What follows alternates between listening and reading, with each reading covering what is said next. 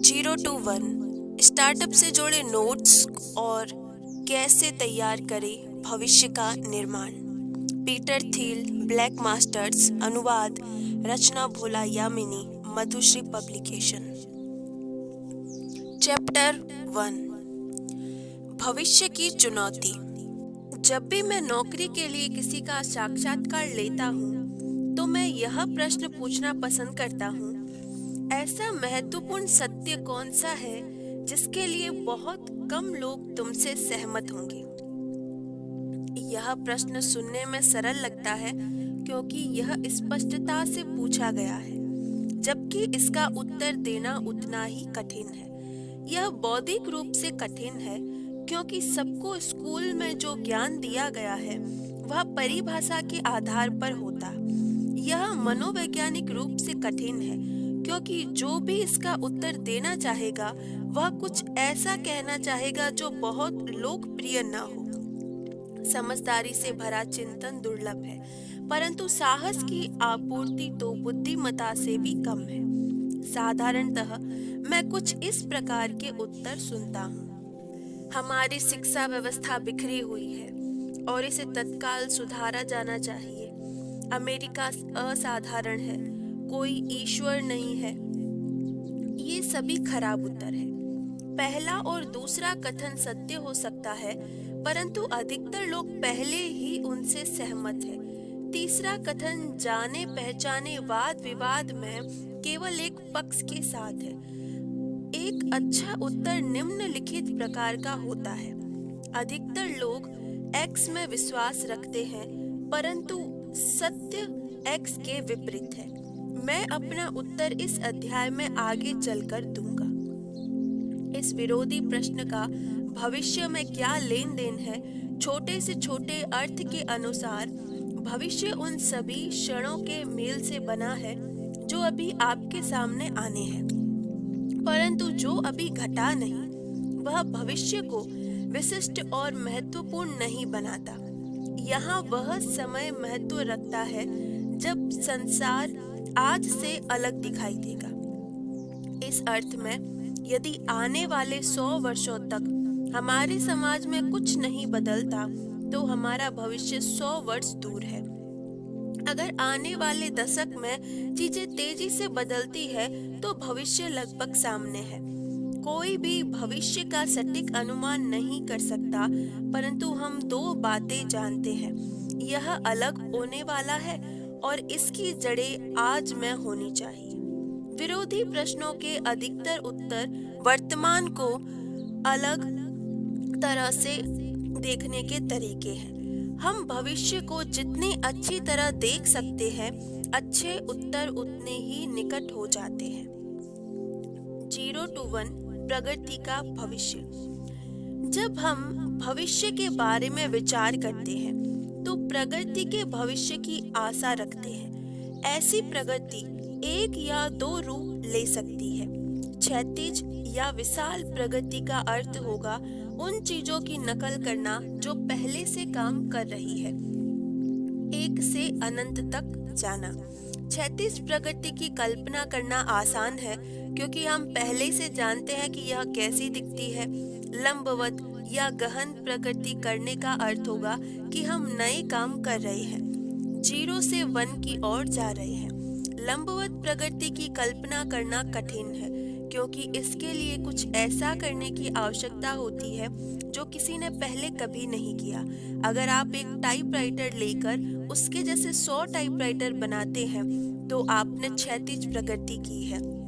अगर आपके पास एक टाइपराइटर है और आप वर्ड प्रोसेसर बनाते हैं तो आपने लंबवत प्रगति की है। स्थूल स्तर पर क्षैतिज प्रगति के लिए एक शब्द का प्रयोग होता है, वैश्वीकरण। जो चीजें कहीं और काम कर रही हो उन्हें लेकर कहीं और काम करने लायक बनाना।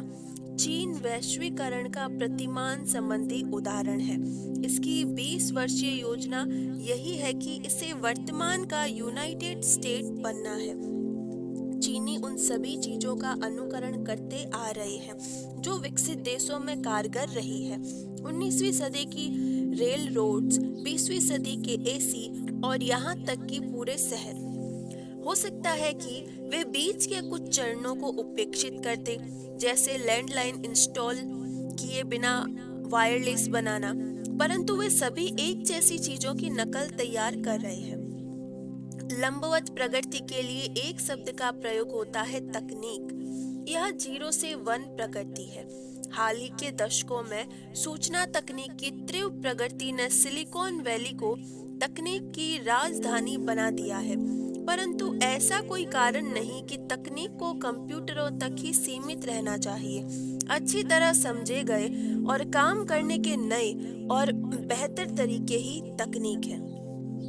वैश्वीकरण और तकनीक प्रगति के अलग अलग साधन है।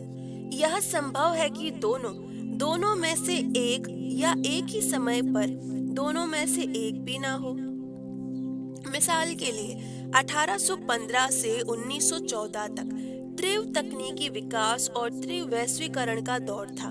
पहले विश्व युद्ध और 1971 में चीन के साथ पुनः संबंध बनाने के किसिंजर दौरे के दौरान बड़ी तेजी से तकनीकी विकास तो हुआ, परंतु बहुत अधिक वैश्वीकरण नहीं हुआ। 1971 से हम सीमित तकनीक विकास के साथ तेजी से वैश्वीकरण होते हुए देख रहे हैं। इसमें से अधिकतर आईटी तक सीमित है। वैश्वीकरण के इस युग में इस कल्पना को आसान बना दिया है कि आने वाले दशक और अधिक रूपांतरण और समानता लाने वाले हैं। यहाँ तक कि हमारी रोजमर्रा की भाषा भी बताती है कि हम इतिहास के तकनीकी अंत में विश्वास रखते हैं। तथाकथित विकसित और विकासशील देशों का विभाजन सूचक है कि विकसित देशों ने पहले से ही वह सब पा लिया है जो पाने योग्य है और अब निर्धन देशों को उनके पास पहुंचना है। परंतु मुझे नहीं लगता कि यह सच है। विरोधी प्रश्न के लिए मेरा अपना उत्तर है कि अधिकतर लोग सोचते हैं कि संसार का भविष्य वैश्वीकरण से परिभाषित होगा, परंतु सच तो यह है कि तकनीक अधिक मायने रखती है।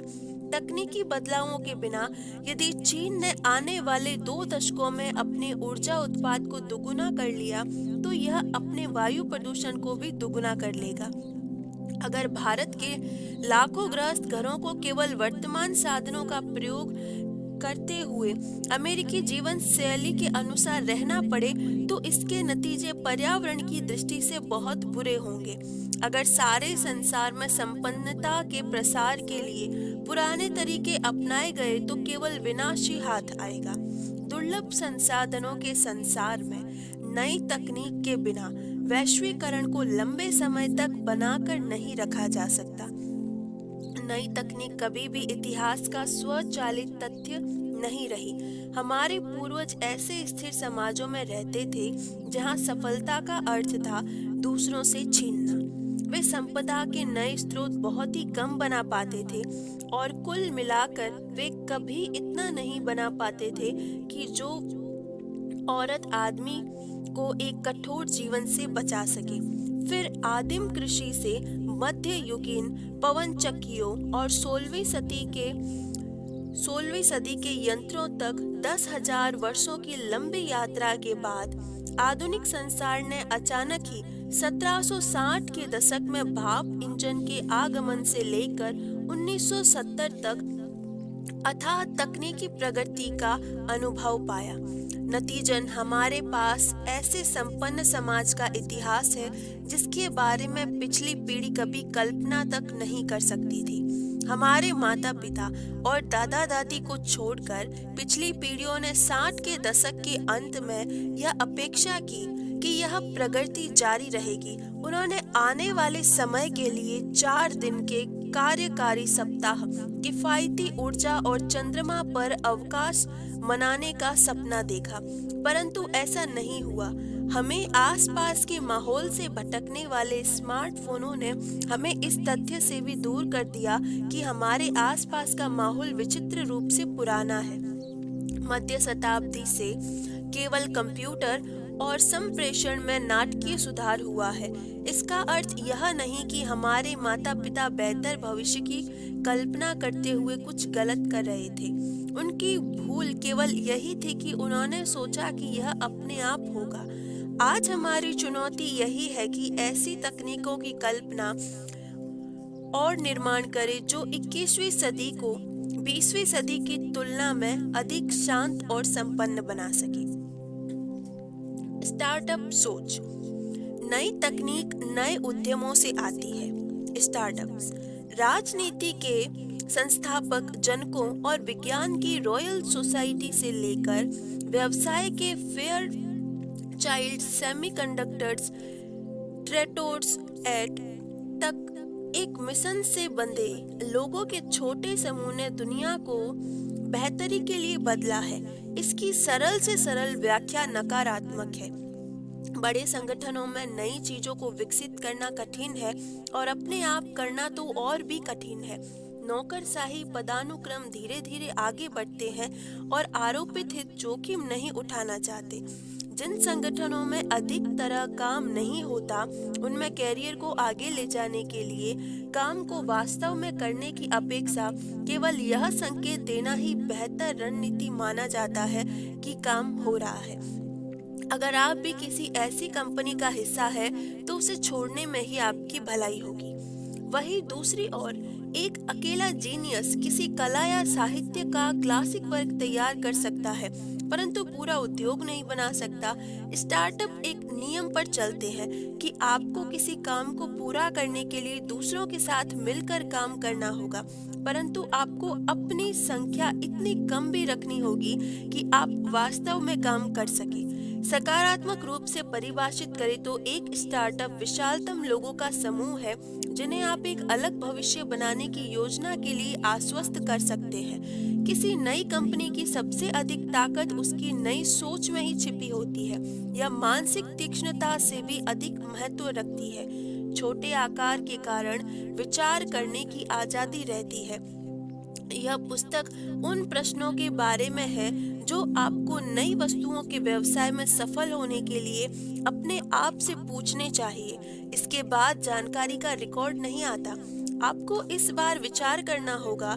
एक स्टार्टअप को यही करना होता है। प्रश्न करने से उपाय सूझते हैं और व्यवसाय पर नए सिरे से विचार हो सकता है। धन्यवाद।